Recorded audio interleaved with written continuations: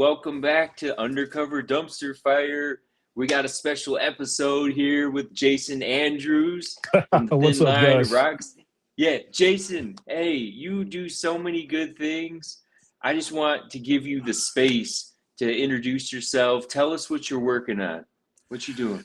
Well, I appreciate the nice comments, man. Thank you so much. Oh my goodness, man. So a little bit about me, as you can see from the behind me, I'm prior U.S. Coast Guard and U.S. Army. I joined the Coast Guard right from 9/11, the attacks. Wanted to become a cook in high school. Had a full-blown cooking scholarship and wanted to become a cook. And 9/11 happened. Graduated high school 2001, got a job in a restaurant right after, was going to school. And, 9/11 really just shook me big time, to the point where about 3, 4 months later, I was in Coast Guard boot camp. Threw away a full 4-year scholarship. I didn't throw it away. I gave it to someone in need. And, joined the Coast Guard, and that literally set a course, a direction that I never thought in a million years. From being in the Coast Guard, getting a degree in criminal justice, going in the Army, working in intelligence, and then working for Homeland Security, that I've been doing that for 18 years now. Mm. And now, tribulations that's happening physically, it has led now veterans, helping veterans stop suicide prevention. As you can see from my shirt, everything I can to do that. Making a clothing brand, being a DJ on a Thin Line rock station, which I'm very grateful doing. Whatever I could do to reach out to as many people and as many voices as I can, to let them know that, through your shittiest day, through your hardest day, which, trust me, man, there's some shitty and hard days, either if you're going through anything mentally or physically, there's hope. And taking your life is not something you should do. And I'm not gonna lie to you, I struggle with that. I do. My body hurts every single day, no matter how much I work out and keep in shape. And mentally it gets to you. And you kind of notice little things, but you realize that there's a lot of people out there that want you to be alive, and how many lives you helped to stay alive, where you make sure you keep going mentally and physically, and you help others along the way. Roger that. That's what we're talking about. That's why you're on here. Thank you for your service, brother. Yeah, thank you. I appreciate it. Thank you. You do so many good things. And what would you say is one of your inspirations that you look to for, to continue on? What do you look to do that? What helps? Honestly, man, I just started doing this about a year ago, and I just built I have a poker table right next to me, a huge, nice casino poker table. And I pull it out in the garage, put the cars outside, pull out the TV, and bring a bunch of guys in. And it started about a year ago, and just to help veterans. Started with like 5 guys, talking, build that comfortability, build that trust, build that rapport. And slowly but surely, they kind of started telling me, like, hey, man, I'm going through this. I need help, and it's not something where it's like, they needed help financially, or they needed help, whatever. It was more, they just wanted a vent. They just wanted a vent. They just wanted to share what was going on. And even though sometimes you didn't know how to help them, with them just venting to you and talking to you and building that safe space and not being judged, not being condemned. And I think that's a lot of things that I'm trying to fix and change, is that stigma as men, we're strong, we're big, 170 pounds, I work out a lot. Yeah. But at the same time, we have to have that mindset where it's like, a guy comes up to me and goes, hey, man, I'm not doing good today. I needed someone to talk to. I'm just not mentally doing good. He know that I'm not going to look at him and go, dude, come on, man, grow up, man, and do the old school stuff that we used to do, and make fun of them and dog them and tease them and, bro, grow some balls. All that stuff that we used to do back in the day.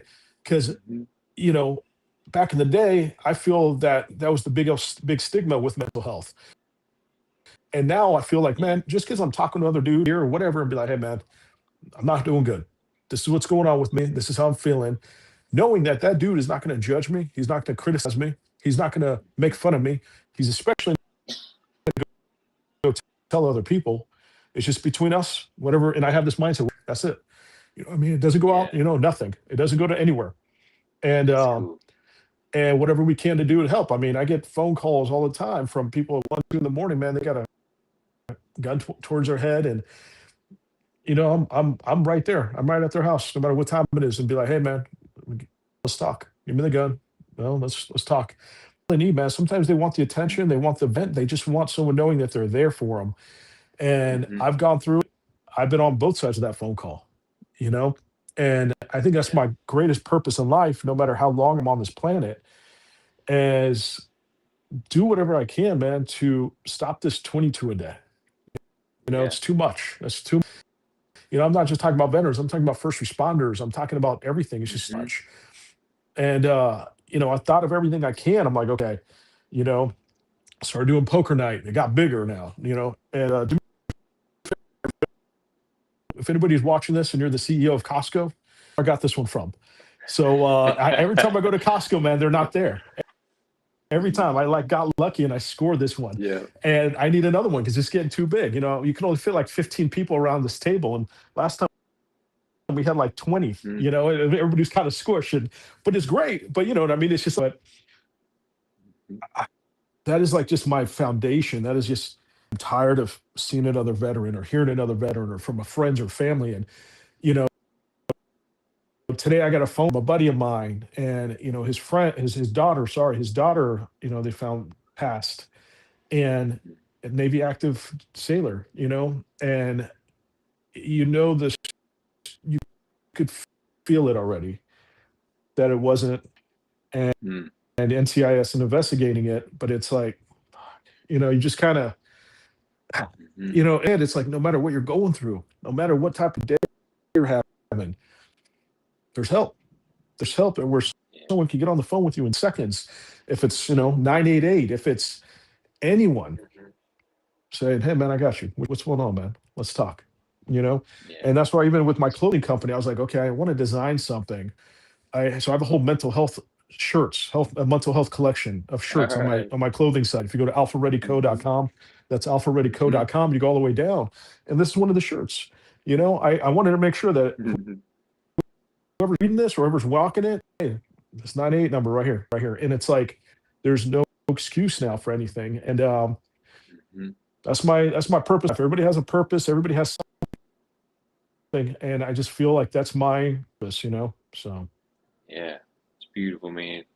You're turning pain into purpose, which is cool, and doing that for other people, which is even better, and for yourself too. Um, and and that's one thing too I had to been fighting about, honestly, with this, that it just kind of turned into this, and I'm very thankful. But someone asked me, they're like, hey man, you've thought about killing yourself. You've almost attempted, you know, mm, literally seconds away. mm, Why are you doing this? Why are you, you'd be like the person that's just always needing help. And don't get me wrong, man, I still do.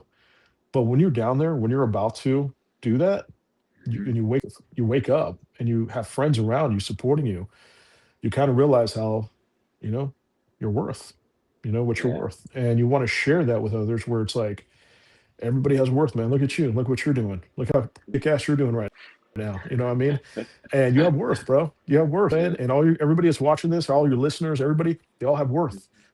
Every Yeah. single one. And losing a life to suicide, it's heartbreaking, man. Now I can't prevent Mhm. any other death. I wish I could.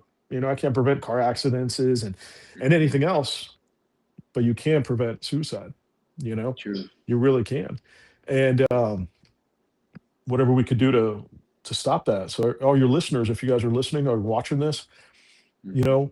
whatever you can, if you know a friend of yours, if you know someone that's like, man, he's not the same, something's going on, you could feel it, you could sense it, even if that Mhm. person doesn't have to say a word to you, you could feel it. Go up to him, go to him, hey man, let's go watch a movie, let's go get a drink, let's go get a bite to eat, my treat, you know what I'm saying?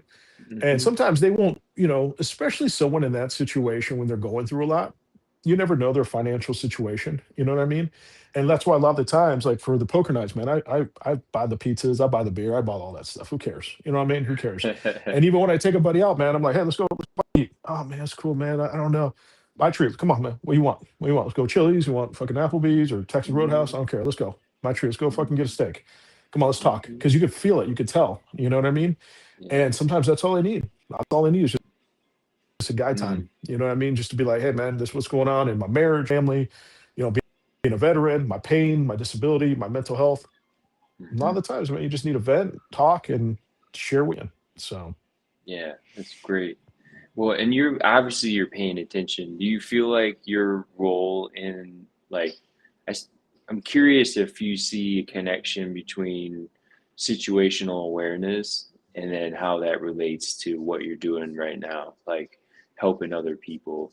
I know situational awareness for like military and mm, first responder is safety, and this is another kind of safety. you know, Um, so one thing that I think the suicide thing started back in 2002. When like I said, I joined the Coast Guard in 2001. Went to boot camp. My first in San Francisco. That was my first station. And I remember I was sitting in the cafeteria, and I'm like a young kid, man. I was 17 years old. Oh, just turned 18, sorry. And young kid, excited. You come out of boot camp, you're like, let's go, let's go. You're ready, you're ready to do everything you can. And all of a sudden, you're on the radio, we have a body in the water. Oh man, I remember that call like it was yesterday. We had a body in the water. And eating lunch, and man, it's like, you know, even though we're not like cops and paramedics and fire, but it's still that same, excuse me, it's still that same mindset where it's like, you have a cop eating mhm. lunch and he has a radio, he's like, bye, and you got to go. It's the same Yeah, same Coast Guard thing. lives that type of lifestyle. Yeah. So we're eating and, body in the water. And literally, we got up and I'm like, let's go. And I noticed the other guys on my crew, they were not just still keep eating, but they're kind of not like rushing. You know what I mean? And in my head, being young, I'm like, all right, let's go. I'm putting my tray away and let's roll. Excited. Mhm, And I go, mm, I was a little confused. I was very confused. And these guys have been there for a few years, and I'm literally, it's like my first week being there. And I'm gearing up, I'm putting my life jacket on and, getting the boat ready and all this stuff. And the other guys are like, they're walking, and they're just not as enthusiastic as I am. I mhm, kind of asked the guys, I'm like, hey, are we gonna go? They go, no, we're not, there's no rush, bro. I was confused. I'm like, what are you talking about? There's no rush. So we get there, floating. And I was so confused because I'm a boat sank. You know what I mm, mean? Like I'm looking for a boat. I'm looking for pieces of a boat that's still floating. mhm, Because that's all they teach you in basic training is, search and rescue and all this stuff. And so I'm looking around I'm like, where's the boat at? Where's pieces of the boat? Even if the boat sank already, I'm looking for like something that's floating. And the Coast Guard guy is looking down on the body. He goes, "Hey, Andrews, get the hook. There's this huge hook, to kind of bring the body onto the boat. And you bring the body on the boat." mhm, And he goes, "Man, there's no boat." I'm young, man. You know what I mean? Like I never, mm, at that age, before that, I never heard, saw, or anybody that committed suicide. mm, It just never. That was in my part of my life. I'm grateful for that, but that wasn't part of my life. And he goes, "Look up, man." And I look up, and it's the old gay bridge. And he's like, I was mm. like, wait, what? And I'm like, you jump, man. And when you jump from that high, it's like hitting brick, and Yeah. you could tell where Wow. the animals got to him. You could tell where, he hit and all that stuff. So we put the body on the boat, take it back to the pier. Coroner's office is there. San Francisco PD is there. And then they go and take it and do what they need to do with it. I'm thinking after that, okay, well, that was it. Mm, No, that happened about 3 to 4 times a week during the holidays, 6 to 10 times a week. mm, A few days, a little bit more, depends. And you're seeing this all the time. But I think the youngest one I saw was 12 years old. And you're just like, like, mhm, come on.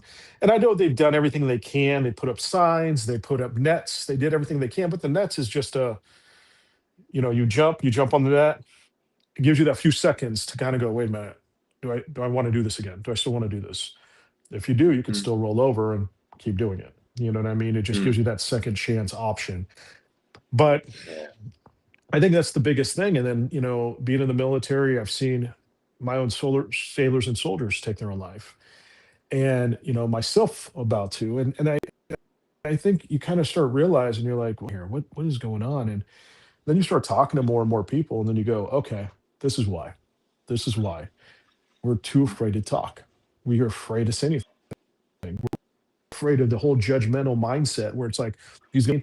I have this mindset, man. Mm-hmm. Everything I do, if it's being on a radio, being a men's poker night, helping veterans with disabilities. I mean, all this stuff. I have this mindset. All the stuff you see me do on social media. If you don't like me, Mm-hmm. cool. I don't. Doesn't bother me. Yeah. I mean, if you don't Yeah. like me, I don't care. Like, I've actually had a few haters DM me on Instagram. Oh yeah. I've had Mhm. my hurts and things, and this is stupid, why you're doing this, and been cool, cool. I mean, like, it doesn't bother me because it's just like, you like me, great. Mhm. You don't, I care. And that's the thing with everything I do. It's like, hey, I'm talking to a guy, and the minute we're talking, and if he's kind of saying, "Oh man, that's stupid," or whatever like that, all right, well, that's cool. You know what I'm saying? Like, and I think that's the biggest thing I try not to do is that, and I don't want to do, and I kind of help my poker night friends going, hey man, I kind of set that rule, especially the new ones that never been here. I kind of set that rule up front. I go, hey, whoever wants to talk about anything, it's not a kumbaya moment. We're not going in circles here, but there's no Mhm. judging, there's no criticism, there's no making fun of, there's no like, oh bro, that sucks, man, that sucks for you. None of that shit. None of that Yeah. shit. I don't want like that. You know what I'm saying? That's just not how we roll here. Mhm. And I think that's the biggest thing is that a lot of these guys, they go into the room and they size each other up. You know what I mean? We go, oh man, Yeah. all right, who's that guy? Oh, who's that guy? Who's that guy?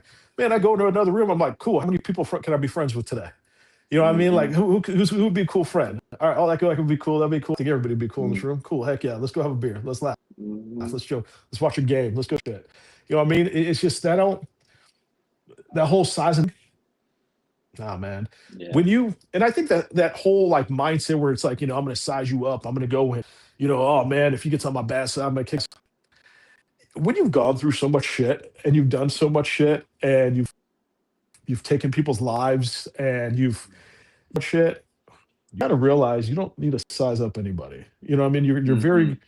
You're very comfortable who you are, how you are, the type of person you Yeah. are. I don't need to go and like start making fights and doing things. Now don't get me wrong, if a fight happens, and you're me You or you're going finish after it. one of my family, Mhm. I gotta do what I gotta do. You know what I mean? It's true. But I try not to. I don't go in a bar just to start shit. You know what I mean? That's just not something Yeah. I do. So, but no, man, it Mhm. has just been a journey and a ride doing this and getting to know all these people, all these great people like yourself, man, and all these amazing people, and your ideas that you're having on Instagram and everything you're doing, boss. It's incredible, man. It is. I mean, your podcast, your ideas to make a film, and you know Mhm. this TV show idea. It's remarkable because so many people are out there living a normal life. They go to work, Mhm. they come home, they watch TV. That's it, Yeah. and that's fine. If you want to live normal, that's okay. Nothing wrong with that, man. There's nothing wrong with that. You want to do that normal? That's okay. Me Mhm. and you, and I know a lot of other people I'm friends with. We don't. Yeah. That's just not That's us. true. We wake up in the morning. We do our normal life. We go to work. We do our Mhm. our family life, whatever we got to do. But then there's a few hours of the day, early in the morning or late at night, where it's Mhm. like, okay, let's help people. If Yep. it's doing you're doing on Instagram, podcasts, social media, a radio, whatever we could do to make a difference in this world. Because Yeah. if we don't, and everybody lives a normal life, who's going to do it? No Yeah. one. Exactly. So, yeah, We're gonna have the same, and it's gonna get yep, worse. Yeah. exactly. Well, and talk a little bit. So the Roger That TV miniseries, we're gonna film a teaser, and then we'll start filming it. It's gonna be a resilient cinema, which is what I call it. It's real. It's real reactions, but it's scripted, and meaning that there's some scenarios that are already planned, but then Mhm. you'll go through those scenarios, and they're similar. They're telling the story. You're telling the stories now, and I hope that we Right. can do that on a massive stage. And if you have the ability to share your stories. I know we're talking about suicide. Is there other pieces to your story that you want people Oh to my know? goodness, man. Talking about scenario driven, phew, Mm. man. So many. Mhm. About anything from, I mean, I remember being on the coast of Northland. We're off the coast of Gulf of Mexico, or Gulf of America as it now. But when you're off the coast of, like, really right where you're at, Mm. we would drive by there all the time, when we're leaving Portsmouth, Virginia. But we deal with a lot of search and rescue calls, not just narcotics, but a lot of search and rescue. And there was one, I was on the bridge and I'm looking through my binoculars and I'm going, what the hell? There's no, and I'm like, it's like crack of dawn, like 5 in the morning. And you're on watch, you barely gotten any sleep. And I had to look at it again. You kind of feel like a cartoon character. You know what I mean? You're just like, wait, am I seeing Mhm. what I'm seeing? And Mhm. I pass the binoculars to the captain or one of the officers, and I go, hey, sir, can you look at this? And he goes, what the hell? It's a pickup truck. It's a pickup truck in the middle of the ocean. And Huh. that's what you see. You're not seeing a boat, you're seeing a pickup truck. You know what I mean? And I'm like, what the? And it was a pickup truck that had barrels around it to keep it afloat. And Yeah. it was a Haitian migrant, a lot of Uh, migrants on there yeah. to go from Haiti to Florida. Hmm. And when they start seeing us, they're waving flags, they're doing everything can because Ah, it's sinking. yeah. Little makeshift raft had about 150 people on there, Wow. 150. My goodness. and it's sinking. Yeah. Jeez. And we deploy both small boats, and that's those each small boat we have, man, maybe 20 people that could fit in there without making us Mm. start sinking as well. Mhm. I know the weight of that, and as many trips as we can, man. I mean, we're coming up, we're trying to put them on the boat, and we're bringing them back to the boat and doing as many trips, but the it's sinking so fast. And Mm. unfortunately, that's when you start realizing you can't save them all. Mm. You can't. And you start seeing people going, Mhm. you can't save them. You know what I mean? And that's the scenarios that you're going through your head. You're like, okay, well, who can I rescue? Who can I save? I know I Yeah. can't save them. I know I can't save every life. Who can obviously try to help the wives, the kids? You know what I mean? Mhm. And those scenarios of, like, you know, those quick scenarios, those quick knowing you're going to see death. You're going to Yeah. try to prevent as much as you can, but you can't save them all. Mhm. You can't. Then, man, so many other ones. Mm. When I was in the army, I did intelligence, and I did a lot of classified stuff. But one of the few things that I did is, learning where a lot of organizations are located. You know what I mean? And you're trying Mhm. to pinpoint different organizations, and you got to realize, all right, terrorist organization is going to do this. Realize different. You got to have to put a strategic type of hat on, going, how can I? Do I want to arrest them? Do I want to just eliminate them? Do I want to interrogate them? There's so many different variables on Mm. that, Mhm. and that there's a lot of that I can't really talk about. One of the things that I remember, it was actually during training here in the States before you went out to theater. It was a training scenario that we did. And this one, if you believe in God, angels, whatever you want to believe, this is what I think this is what truly made this happen, and saved a lot of people's lives that day just by friendly fire alone. We're in White Sands, Mexico, and we're training, and I have my M16, and you're shooting blank rounds. And so, before the training scenario, you're going to this table, and at this table, any soldiers that couldn't train that day because of medical reasons or anything like that, all they're doing is standing at this table, making clips. Putting boxes and and ammo and clips and mags, Mhm. and putting the magazine on the table. So all we're doing is walking to the table, grabbing the magazines, putting it on our chest, and then walking to the Mm. training scenario. When we're out in the training area, there's towers, and you have this, like, scenario going, and so I'm on, like, the prone position, and I'm coming up to a building, and there's a few army soldiers playing as terrorists, walking around the building trying to protect it, and I go and just light them up. I light them up, and obviously the tower's like, all right, you guys are dead, and well, I run out of ammo, I go clip. And everybody that's watching this or listening, if you ever, when you load an M16 rifle, you don't ever look at the clip. You just load it and keep going. Mm-hmm. For whatever reason, like I said, call it God, angel. I looked at it and I go, what the hell? And there was a live magazine, live round right at the top. Wow. And I'm like, what the hell? And it was a live round. And I'm running up, informing the tower. And the tower's like, what are you doing? And obviously the terrorist in the building sees me and they're lighting me up. And they're like, Andrews, you're dead. I'm like, no, I got a live round. And the sergeant just looked at me. His eyes just lit up, came down, looked at the clip. He's like, oh my goodness. And he just stopped the whole training scenario completely. Every single person had to unload their clips. Every single one. They found over 30 live rounds and different weapons. And not one of those weapons were fired to that point. I mean, the bloodbath that could have occurred that day is just, I mean, in minutes, you had NCIS there, you had OPR, you had so many agencies there within minutes to investigate what happened, And I don't know what happened. They never told me. I mean, I got interviewed, they checked all my stuff, man. They go, hey, can we pat you down? I'm like, go ahead, pat me down. Like whatever you need to do. Like if you want me to get undressed right here to make sure that there was no other live ammo in me, do it. Like I don't care. Because I swear, like check everything. And obviously I'm like, man, I'm the one who discovered it. Like, come on, And there was all these other clips that had it too. So I don't know what happened. I don't know how live round gets mixed in with blanks. But I mean, you saw that situation in Hollywood, a few years ago. It's true. It does happen, and you got to be careful, because it could have been a bloodbath. And I'm glad that something told me to look at it and made it stop. But man, there's just so many. I mean, there's so many stories in the Coast Guard of life and death situations, of rescuing people, of dealing with narco traffickers.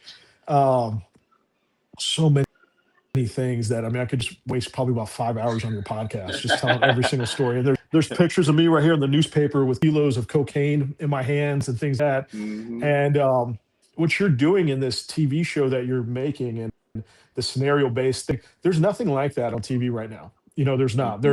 You have all these reality shows, and that's cool.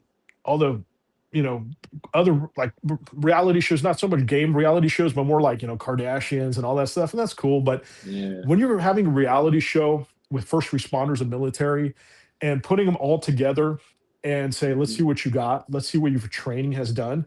You know what I mean? And working together to make something happen. And like you said, throwing constant, when you said you're going to be throwing different things and different challenges, you reminded me of something that happened this year. And it was hilarious. I'm one of the board of governors here at the Kingwood Country Club, and there's 5 pools here, like 5. And one of them is a huge Olympic-sized pool. Well, the Coast Guard here in Houston does not have a pool to train. They don't. So I've made a lot of good friends with the commander and officers of the Coast Guard here in Houston. They asked me, they go, hey, man, is there a way that we could, train at your pool? I'm like, hell yeah, man. And this started like a year ago. And so now every month they text me, like, hey, man, is a pool open for our training? So I would text the director of the pool, the gym and area. I'm like, hey, bro, is the Coast Guard, can the Coast Guard train, tomorrow or this week or what? I'm like, fuck yeah. It started becoming where now, made it where it's like we're the training center location for the Coast Guard. Hey. They bring all their gear. They're jumping in the pool with rifles. They're jumping in the pool with gear. And the gym, there's a window gym. So it's this huge window. And so out in the pool right there. Dude, you should see that window, man. When the Coast Guard's training, like everybody's at that window, like, oh, this is badass, And it's so cool. I'm glad that, and like I said, you don't know the connections you make. You don't know what people might have and help and all this stuff. Where they actually have this like little plaque in the country club where it's like, Coast Guard, like a thank you to the country club for training, like a little certificate signed by the commander and stuff with coins and all that, and it's badass. But one of the trainings we did this year was they asked the director of the pool to go, hey, man, right before summer, he's like, hey, I'm about to hire 30 lifeguards, for the summer. All these are high school kids, stuff like that. And they go, hey, I want to make it where this is going to be challenging for them. I want to make, not going to be your normal CPR first aid. I want to show them how not concentrating, not, taking your eyes off that pool someone could die. You know what I mean?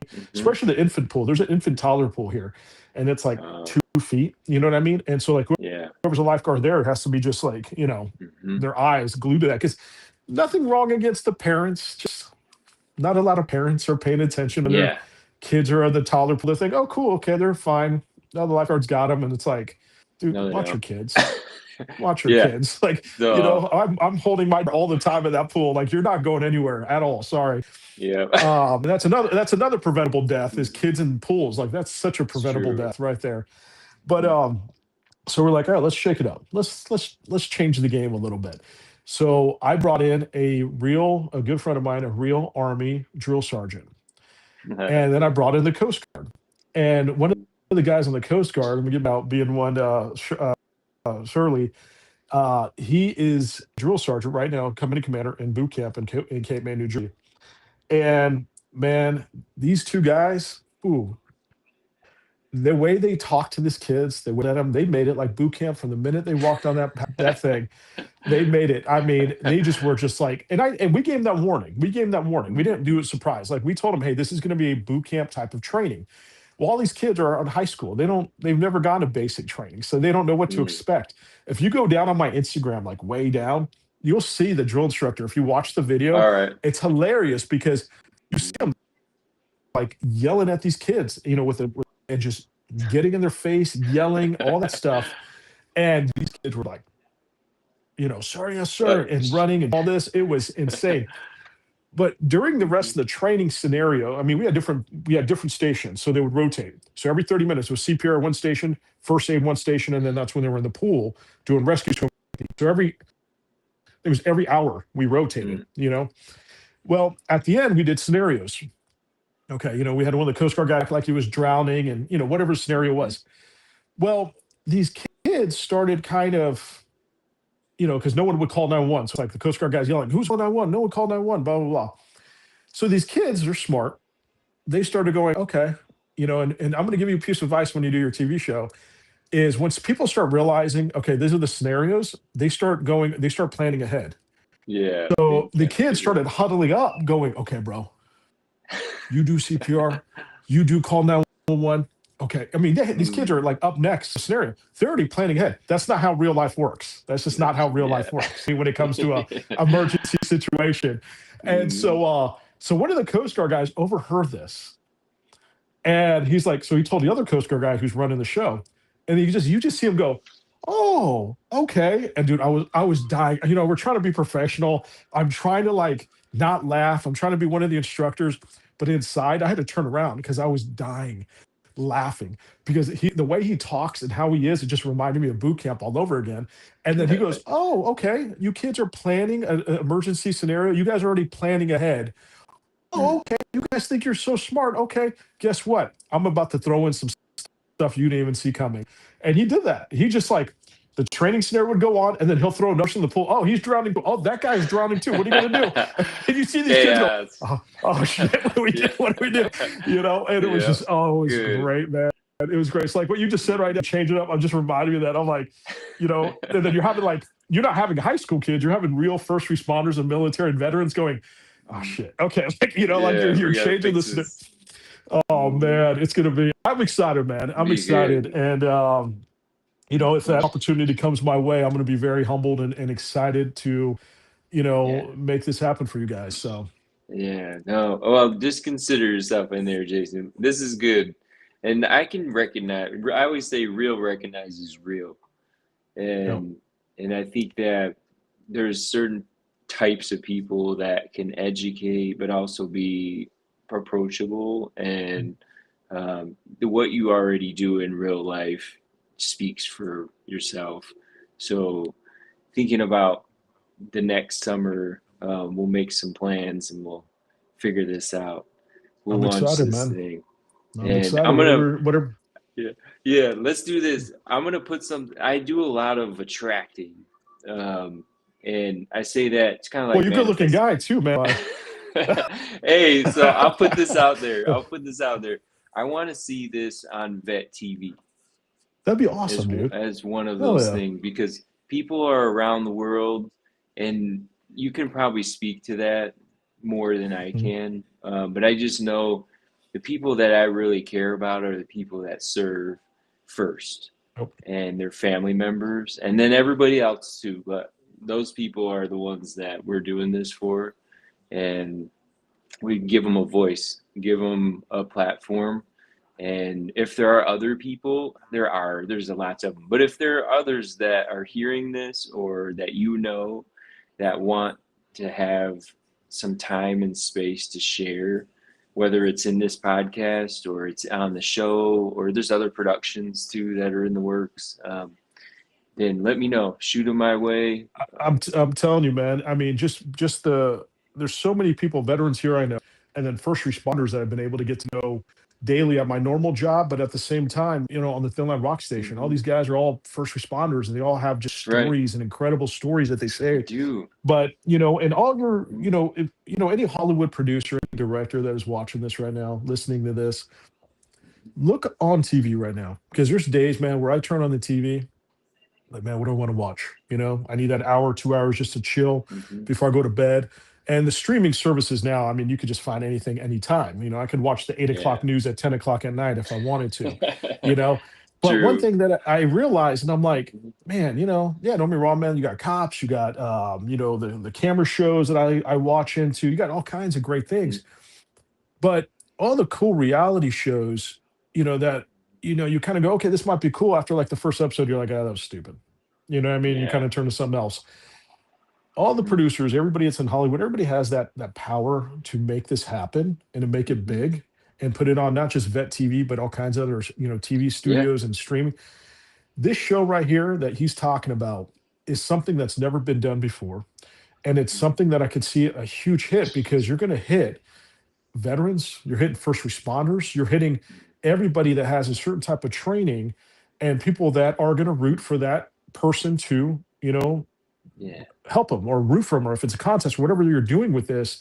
Hmm. I could see this being a huge success when it comes to this type of, and I think that's the biggest thing is that, I get it with everything in the past with, all the stuff on police and all this stuff, you got Hollywood kind of taking a step back from, Hmm. police and first responders and all this, but man, they're missing a huge window. They're Yeah. missing a huge window if, because there's so many, the first responder and veteran community is so close. It is so close. Hmm. Where if I share something with a first responder, I'm like, hey, bro, you got to check this show out, bro. This is cool. It spreads. It It spreads like does. wildfire. It does. I Hmm. mean, dude, 2 months ago, I had no idea about the Thin Line Rock Station. No idea. And then a friend of mine was like, hey, bro, you got to check this radio station out, man. It's made for like first responders. I'm like, what? He's like, yeah, bro. So I started listening to it. I'm like, dude, I love rock, AC/DC, Metallica. Yeah. I love all that stuff. And Hmm. so, I use it to work out with and all that. And so I'm like, man, that's cool. It's got all my great music. But then there's commercials. And it's just the commercials is not just like, hey, buy Gatorade. The commercials are, hey, this foundation helps law enforcement. Hey, this charity helps first responders and military veterans. Yeah. They're different type of commercials. Then you have these DJs that are all prior military, first responders, veterans, law Hmm. enforcement, EMTs, and they're bringing their personalities on the show. They're sharing stories. They're giving you motivation, talking about physical and mental health. One guy, he Hmm. goes, man, all the DJs here talk about physical and mental health, which is great. He goes, I don't want to do that. He's an ex-firefighter. He talks about these firefighter trading cards. And I'm like, I mean, just stuff that you're like, in my head, you're like, firefighter trading cards, what the hell? And then you hear it, and you're like, and then he got me so interested. He got me so interested by hearing his story and his like when he talks on the radio. I had to pop him up on YouTube because he's like, hey, I'm live on YouTube right now while he's doing the radio station. And I'm like, what the hell is this? And it's like literally like baseball cards, but for firefighters. You know what I mean? Ah, And that's it's tough. like, that's Hmm. badass. You know what I mean? But Yeah. every single person has something. Erin Jane is Hmm. an ex-police officer from Australia. She has this like Yeah. Australian voice. Hmm. All these people, man, they all have something to bring to the table. And Hmm. they're just all incredible. But I started listening to them, and then all of a sudden, a friend of mine named Rico, who does the 8158 podcast, he's the one who talked to the station manager about me. And then sooner than you know it, I'm a DJ on the station, and it's just been Good. awesome. But I mean, but that's the thing. So many, and now it's crazy because now station now, like I listen to it all day. Like I literally Hmm. listen all day at work, driving home, and I'm spreading the word so much that now all my first responder friends, all my veterans, they all listen to it. Hmm. You know what I mean? And they actually tell me, they're like, they text me, I'm like, hey, bro, who's this guy? And I'm at home, so I may not be listening, doing dishes or talking to the wife, whatever. And that's like, oh shit, that's so and so. Oh, dude, I love how he talks. dude, you listen right now? Hell yeah, man. I'm like, that's cool. So it's like Hollywood is missing this like piece of the puzzle, Mhm, and with your idea for your show, oh my goodness, mhm, man, this will spread quick. Cause like I said, mhm. it just takes these people, it just takes texts and calls and be like, hey man, you gotta check this show out. Hey man, you gotta check this out. Yeah. And then it goes and goes, you know what I mean? And Mhm, it spreads. One of the I didn't know about it was a show called 911. It's on mhm, CBS. And a friend of mine's like, hey, bro, you got to check the show out. I was like, cool. All right. And I started watching it and about first responders, fire, EMS, police in Los mhm. Angeles. And they had a good storyline. You start getting the characters. The captain died. You're kind of like, all right. And you stop watching it. It's like Rick from Walking Dead. Once from Rick from Walking Dead died, you're like, all right. Yeah. You kind of Yeah. I don't understand why they do Mhm. that. They kill the main character, and it's like you just Yeah. kind of kill the whole story. It's like all right, I don't. Mhm. They're But dying off. exactly. Mhm. But it's like that's the biggest thing, and I think you have an amazing idea, and I see it being very successful. And whoever's watching this, Mhm. support this idea, Hollywood, whoever you got connections to, Mhm. do it because this is going to blow up. This is going to be a huge Yeah. thing. It's not just going to be on that TV; it's going to be on everything, man. Yeah. So, and keep up the amazing work. So, It's awesome. Well, and part of I'll just plug this piece. A lot of it's under wraps, but I'll just say that one of the opportunities is to highlight those organizations like that. Um, so as we go through the show, we're gonna collect those resources and try to show them to everybody because, mm, like you said, even this year has been 1 year of us doing this podcast, and I've already learned so much. And I feel yeah. like you learn, and then you learn that you don't know as much as you thought you did, and there's so much more. And if we Yep. come together on Yep. stuff like this, then I think that then we do make a major impact on Mhm. all of those issues we started out talking about: the suicide, the trauma, the family, Yep. divorce, alcohol, all this stuff. Mhm. And first responders and veterans deserve better than what they have. And I'm not blaming anyone in particular. I just want to see things change on a Yep. grand Yep. scale. And I think we use media to do it. And Yep. those systems are already there. And we'll trust. We already put out a plan. It's out in the universe. That- It's gonna That's happen. awesome, man. That's So awesome. Hell yeah. Hell yeah. yeah. It's gonna Well, happen, brother. It's gonna happen. yeah, that's good stuff. Well, hey, So, no, Jason, I'm gonna come back to you because we're gonna come back after we get some more casts together. We're gonna get a few people together. Maybe we'll have some of the main folks on, but I would love to that's hear awesome. more about you and tell everybody where they can find the Line Rock Station and your Alpha, the clothing company. How do you find them? Yeah. Yeah. So check it. So for the Thin Line Rock Station, just go on thinlinerockstation.com. That's thinlinerockstation.com. You can listen right from the website. There's like a little thing you can listen live. Now, the Thin Line Rock Station is a radio, app. So it's not like your radio. It's not your radio station that if you're in Ohio, Florida, whatever like that. You just stream it online. And there's an app for it. Whatever app, if it's Android, Apple, go on there, Thin Line Rock Station, download the app, and that's what I do. I just download the app and I listen, I Hmm. stream it, and amazing music, great DJs. And so, if you want to check out my clothing store, this is just one of hundreds of shirts. Of I do everything. Coffee cups, shot glasses. I have a whole gym attire collection. And one thing that I started with this clothing store about 6 months ago is that you know I'm I'm I'm thank God I'm okay financially. I got the VA benefits, I got my job and things like that. It's not like something where it's like, oh man, I need to make something to Hmm. make money. And people that do that, that's great, man. You got to hustle. You got to do this. This Yeah. this world's getting crazy and expensive, and that's awesome. And I wish the best of luck to you guys because it is hard making a business and it's hard making a thing. But for me, Hmm. my mindset to do this is I go, okay, I want to make these shirts, and it has like the American flag right here and it has my branding right there. I want to make these shirts where it's affordable, where it's not crazy expensive. It's not, $50 for a shirt, nothing like that. It's Yeah. nice. It feels good. Dude, I've washed this shirt like 50 times and nothing happens. Nothing happens because Nice. it's all tattooed in the shirt. So it doesn't have that, that stuff. Yep. And that's one thing Hmm. I wanted to make something good that lasts a long time. It also Awesome. sends a message. Each shirt has a message on it. And if you go on my Instagram, Jason777A. You'll see at the top where my signature is at. You'll see a bunch of other Instagram handles that I do, but that's my main. And you'll see, you'll see me wearing different types of shirts. You want to check it out, go on alphareadyco.com. That's alphareadyco.com. And that's where you'll see all my clothing collection. But I do something different, and I'm doing something that is changing and revolutionizing that's never been done before either. And I'm noticing this, like you exactly, I'm doing something where you're realizing, you're like, wait a minute, this has never been done, is making merchandise for nonprofit organizations. Cool. So nonprofits will reach out to me, nothing wrong against the big ones, Warrior, the Wounded Warrior Project, Tunnels for Towers, they do great work. Nothing wrong with them. I'm trying to hit the smaller ones. I'm trying to hit the ones that no one knows about, that has like 5 or 6 people under their belt that do tremendous work, and a lot of the guys on the Thin Line Rock Station, they do different foundations and organizations that help these first responders, military veterans, and that's my goal. So what I do is I make merchandise for them, if it's shirts, if it's hoodies, if it's anything, anything has their logo on it or however they want to do it.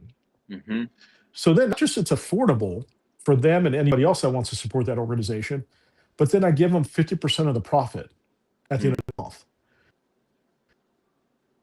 So if that organization's buying, and my profit margin for that is like, $6, they're getting $3 per shirt.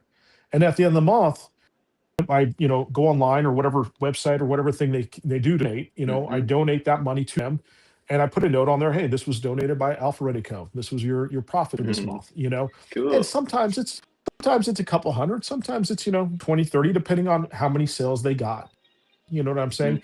But one thing is that I've learned this from all these nonprofit charities and the CEOs I've talked to, trying to get, they want something, they want some merch, they want a coffee cup, they want some name brand or logo on it.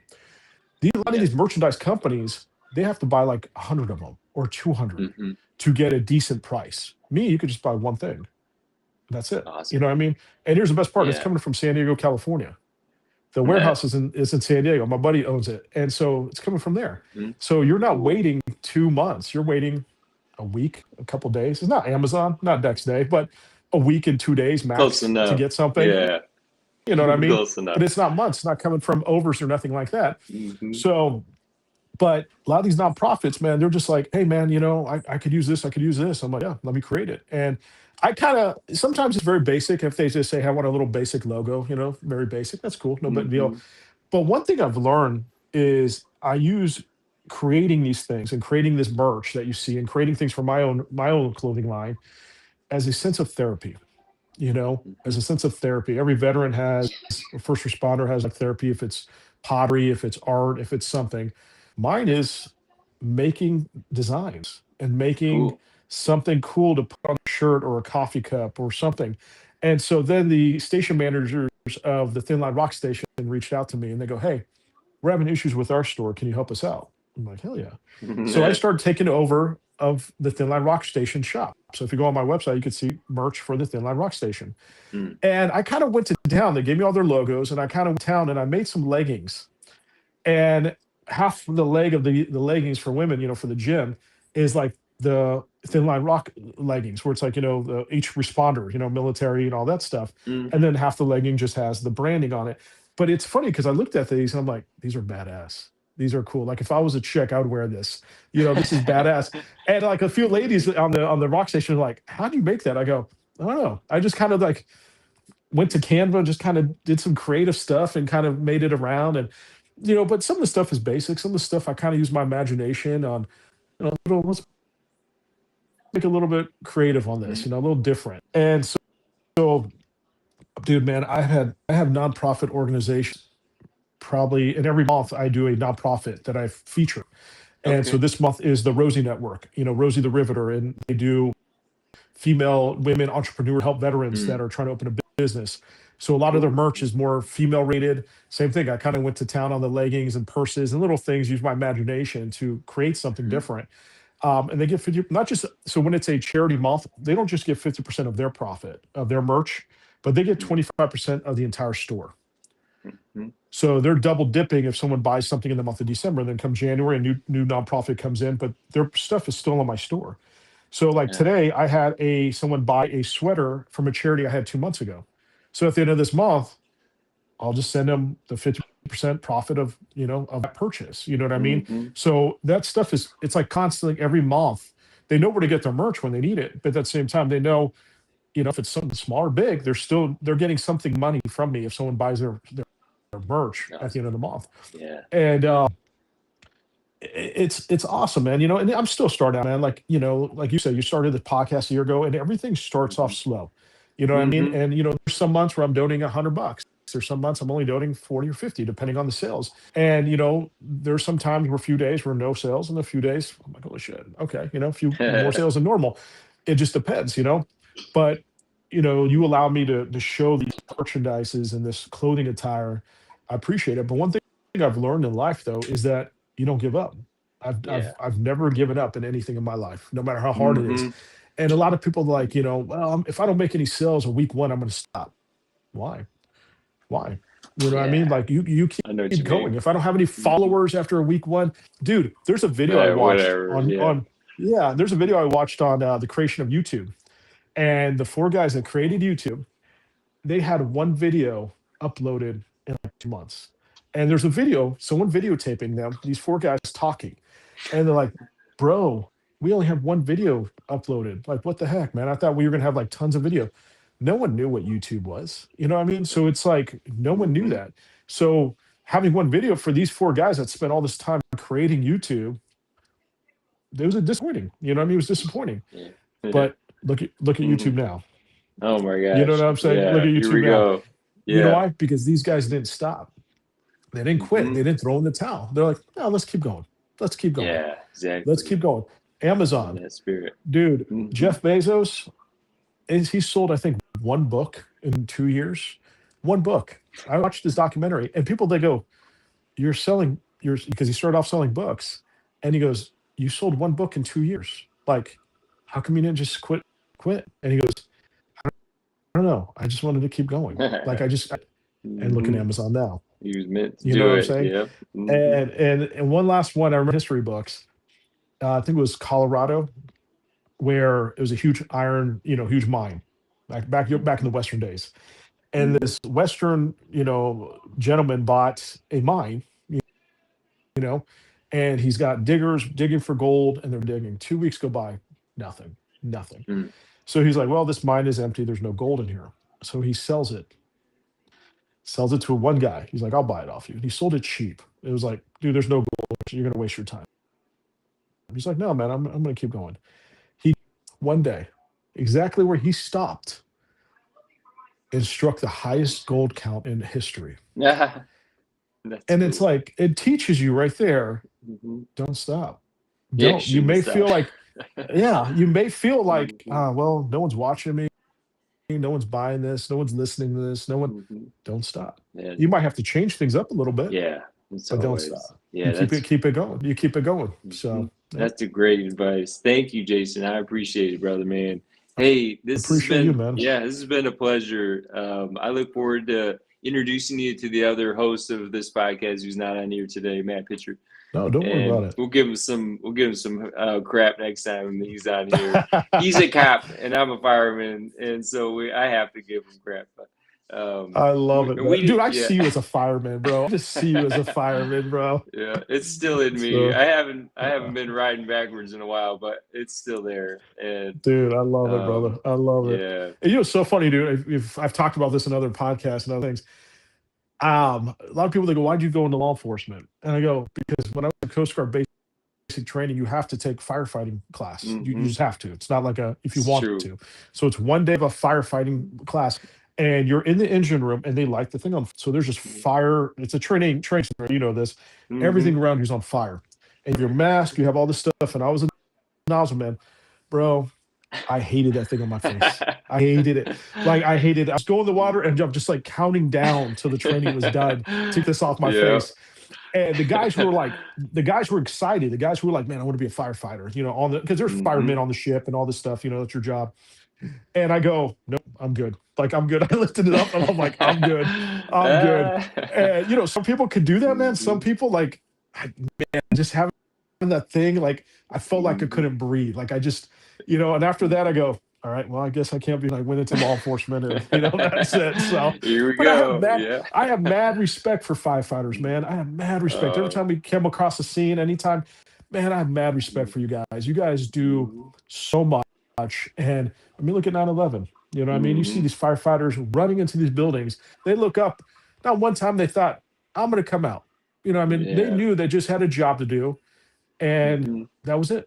You That was do what you gotta it. You know what I do. mean? And it's like just the respect for every first responder. And I'm teaching my Yeah. daughter, man, every single time she sees it, like we're at a fair event or rodeo or whatever, and she's a fireman or police officer.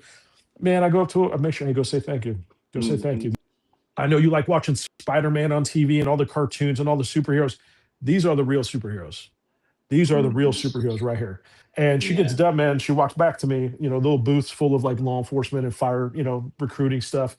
Dude, putting stickers all over her. Like she'll come back, I see her like her whole shirt's just covered in sticker badges. And Mhm. that's the thing. You got to train your kids now, because in later in life, they're going to be hating Mhm. first responders. And you're like, why? Mm. Well, I mean, Yeah. so, Mhm. Wow. Well, hey, everybody, I'm Willie. I go by Willie. That's my name. Call me if you're my friend. You call me Willie. What's And up, this is Willie? Jason. Yeah, that's right, Jason. And Jason Andrews, everybody. We're going to put some links in the bio when we do post this. This is on YouTube, Spotify, and Apple. And thank you for your time, Jason, for being with me tonight. Appreciate you, brother. See you I soon. All appreciate right. you, man, bringing all this, man. Thank you so much. And you call me, text me if you need anything, brother. All right. So.